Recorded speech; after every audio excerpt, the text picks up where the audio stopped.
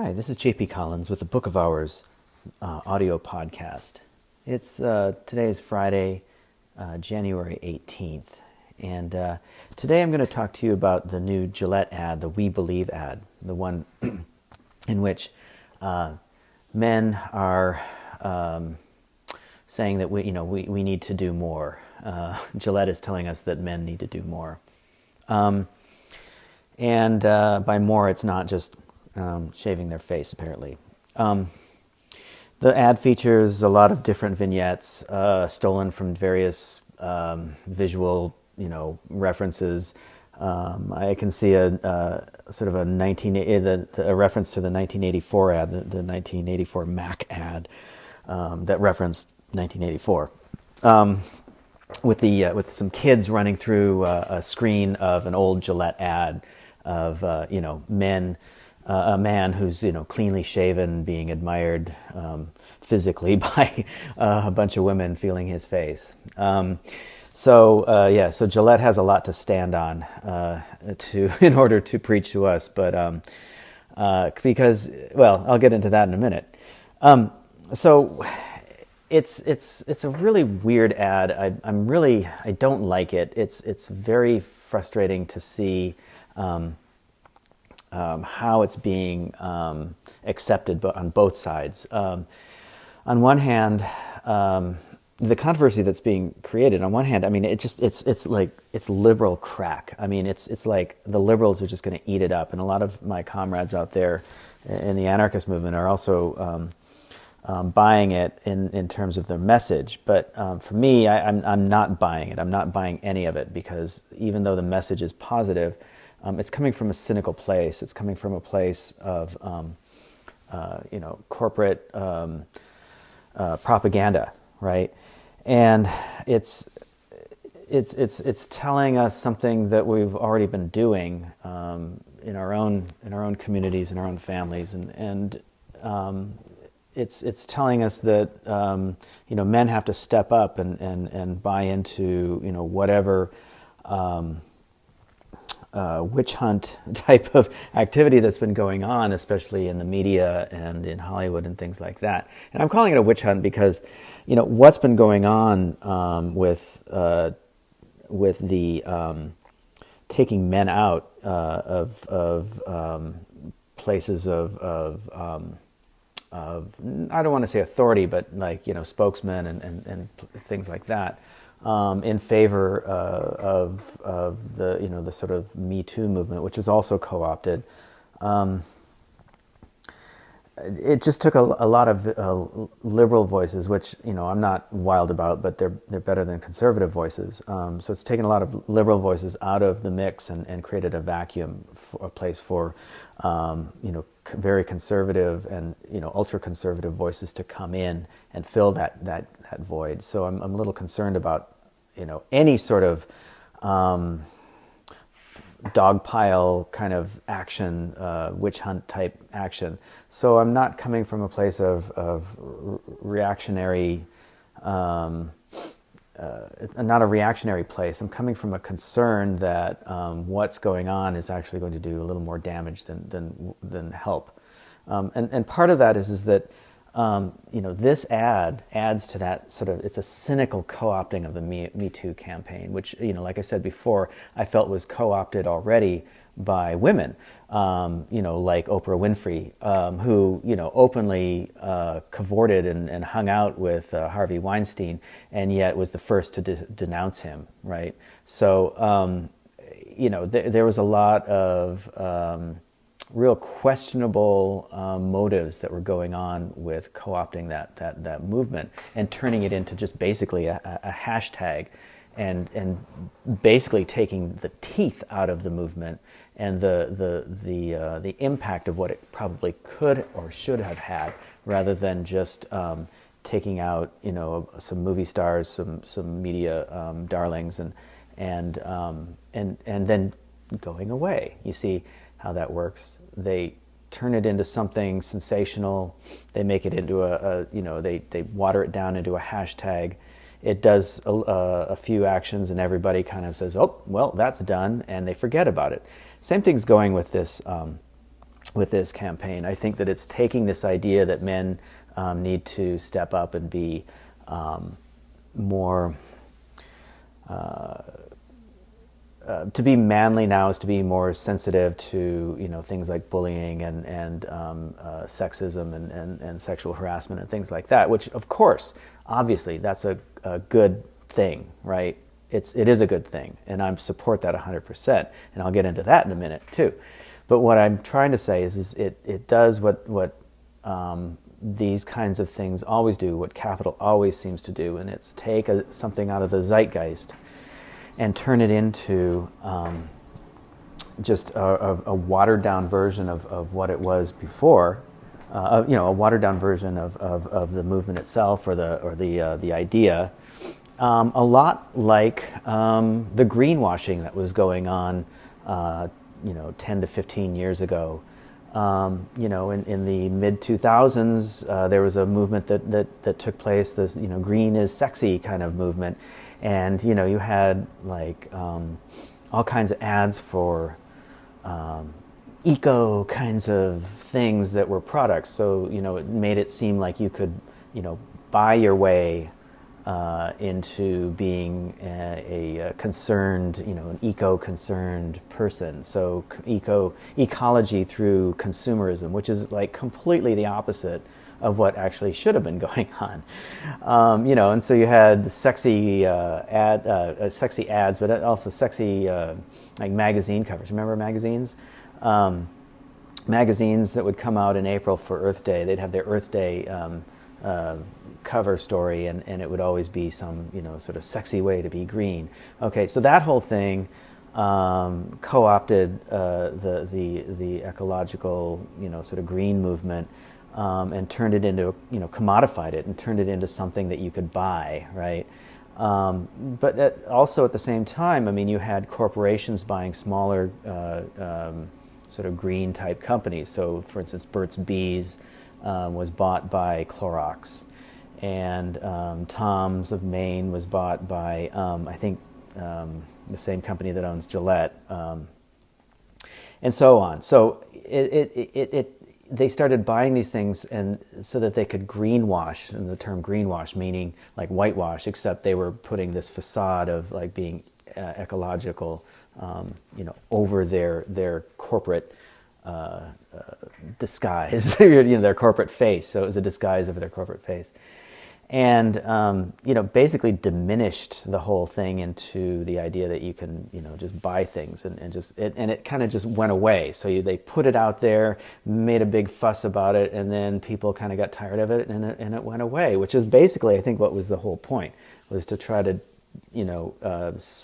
subvert that whole idea, get people into the idea of just continuing their consumerism, except that, hey, it's earth friendly and things like that. So I think the same thing is going on here with this ad and this whole, idea of like, men should be,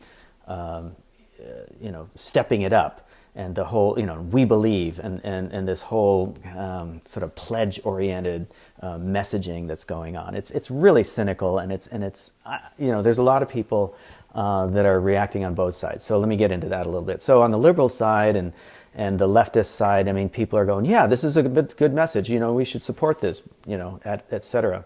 And then on a more reactionary side, you're getting the apologists, and you're getting humorous things. I saw a video that was, women need to step it up, and it was actually pretty funny, but it had an air of reactionary ness to it. And it was, I don't know. I mean, again, it comes back to, how you feel about this thing. Are you going to be an apologist? Are you going to support this? And again, I support this message, but not in this context. It's very frustrating to see this going on. And, it allows people to, again, to take in this message, forget about it later, or make fun of it to the point to where people don't want to be associated with it. And I think, somebody that we pay attention to on YouTube, Church Dog 42, something like that,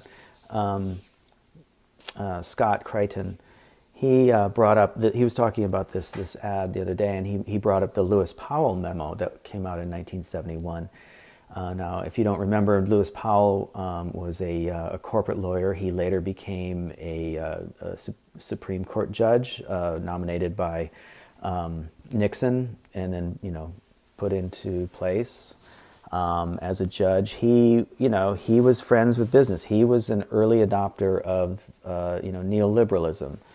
And he was talking to his friend at the American Chamber of Commerce, the U.S. Chamber of Commerce, saying that business is on the run. It's being attacked by the leftists and the liberals, and in all sectors, in both the far left, communist, socialists, and other. He never said the word anarchist, but he was referring to us without saying to who we are.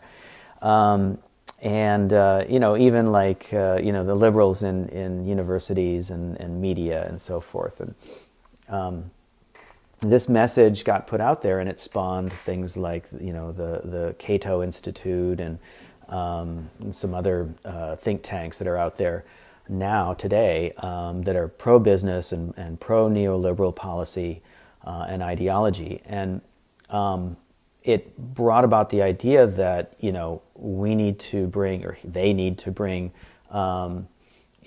business back into the forefront, and make sure that people understand that business is good for them, that the American way, as he likes to put it, and the system, the American way system and enterprise is good for America. And so once that started getting picked up, it took off with the Reagan administration, and the rest is history. So now, and then in like the early 2000s with the whole idea of, advertising, and, Gillette is part of that. They're part of P&G, I can't remember the name of that company now, the corporation. But they are all part of just, getting a message out there so that you consume, so that you buy, and you take in their message, and you believe that business is good for America. And then again, coming back to the early 2000s, there was like a movement to, or a sort of a zeitgeist to lift up CEOs and make them heroes. So you had, everything from the Jack in the Box ad, making the character of Jack in the Box the CEO of Jack in the Box, and he had his, his funny head on, but he was wearing a business suit, right? And so he was the CEO, and he was being lifted up as this kind of cool guy, right? And then you had the practical sainthood of Steve Jobs going on, and so along with other CEOs out there, and just turning the idea of the businessman, the CEO, the successful CEO and businessman, into these people to admire, as opposed to 20 years before that, 30 years before that, where they were hated. People did not like. There was a time when CEOs were not loved like they are now, and they were actually hated. And I think that, at least in the in the media, I think that out there in the world, people do despise these people. Regular people despise these horrible corporate slave masters that are out there, these narcissistic psychopaths who run corporations. And we can point back to the Lewis Powell memo as being sort of the beginning of all that, and it really helped focus the business sector in creating more propagandized commercials, in order to bring people around to thinking that companies were good for America. They were job creators and all this crap. While at the same time they were taking away jobs from Americans, and they were moving their companies to other countries. From General Motors all the way to whatever else that they move out of the country and take the jobs with them. But I think the thing that bothers me the most about this ad is the whole thing about capital. Enterprise, as Lewis Powell put it, telling us what to do and how to think. Okay, so along the lines of what I was just saying with advertising, they're telling us how to be a good man, how to be a human, how to be a good person when capital and corporations are quite the opposite, right? I mean, capital has basically created the conditions that we now live under. They have set us back 60 years because of the whole Lewis Powell memo and the actions that have taken place since then. There was a time when that memo was written that capital was afraid. They were afraid that they were going to get basically taken out by regular people and seen as being detrimental to the United States, and so they started programs to fight back that idea. And had they not been able to succeed in that, I think that we would have been dealing not with the Me Too movement now, right? Because I think these things would have been successfully worked on in a less overt way. I think that it would have been part of the zeitgeist. I mean, we had the women's movement that was moving along. We had the gay rights movement. We had the black movement and the Chicano movement, and the Native American movements. All of these movements were coming together at a time when America was becoming a very pluralistic society, and we were finding our way out of the previous 200 years and finding a way to live together, and all that kind of got blown away. And you can point to that point in time, 1971 through 1981, where those things started getting changed. The rights movements that were taking place that started in the 60s and continued on through the 70s. I mean, the television shows at the time reflected that.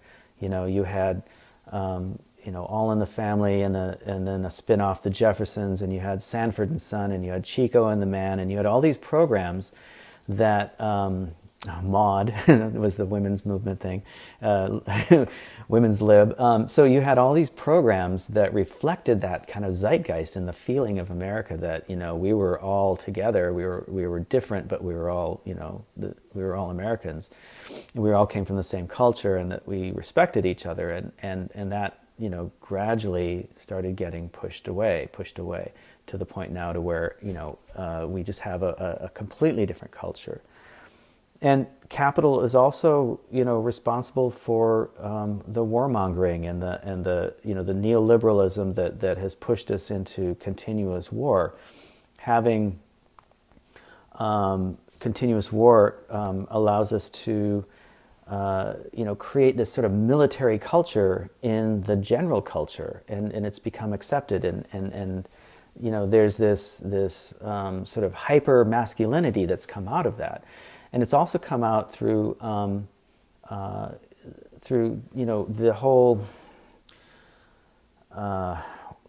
way that capital and the state have basically demonized people of color and poor people by making it easier to be arrested and putting them in jail. And over a generation or two, we now have a hyper-masculinity coming out of sort of this prison culture idea. And I kind of talked about this a little bit before in one of my previous audio recordings, where I have children in my van when I drive them to school, and their fathers are in prison for stupid things that they shouldn't be in prison for. And so you have this hyper-masculinity bumping up against the rest of the society. And I think that all of that has really set us back as well. So you get a sense of brutality, you get a sense of bullying, and that's what has had this sort of backlash in the main society of pushing back against bullying, pushing back against sexual assault and sexual harassment in the workplace. because all these things were being addressed much earlier. And I think we would have found our way out of that before. We wouldn't have to have hashtag movements and these stupid ads that are, telling us what to do, when in reality, these same companies are guilty of doing the very things that they're telling us we're doing. So I found an image of a bunch of women dressed in really tight-fitting jumpsuits that were shiny, and the logo for Gillette was plastered across their butts, and they were sticking their butts out so you could see, and it was just like, okay, again, Gillette has no platform to stand on to tell us this.